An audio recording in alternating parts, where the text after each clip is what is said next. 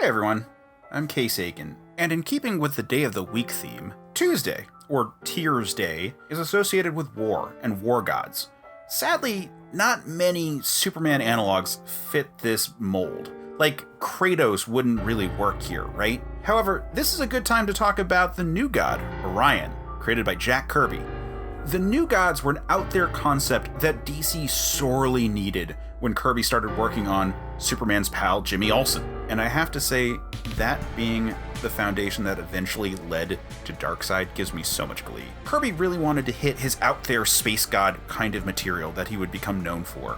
And to ground those kinds of stories, Kirby filled them with archetypal figures and told these grand monomythic stories. And one of those archetypes was the strong warrior. In this case, Orion. He was the god of war for the Fourth World, an era after our traditional old gods had died and been reborn. The Fourth World had an ongoing war between the forces of good and evil, but stalemate forced peace. The king of the good and the lord of evil agreed to halt their war, and to ensure that their vows were kept, each gave up their firstborn son to be raised by the other side.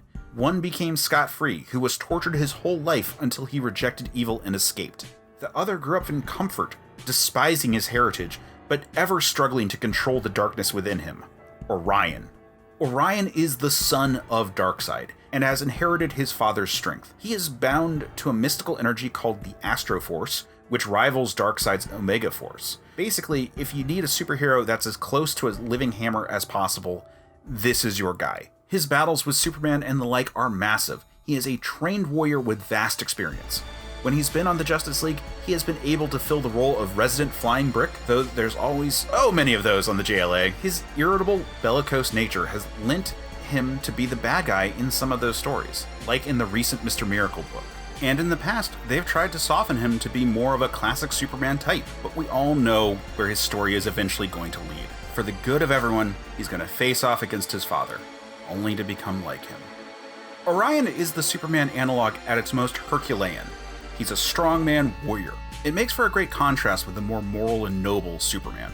This was used to great effect on Superman in the Justice League animated series. But for all of his complicated character faults, Orion is someone you'd want in your corner, especially if you're on a journey to hell.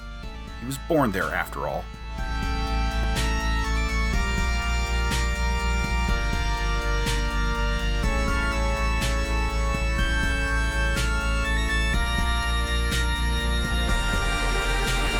This video series started off as an ongoing series of Twitter threads cataloging the various Superman analogs that came to my brain space meat thing.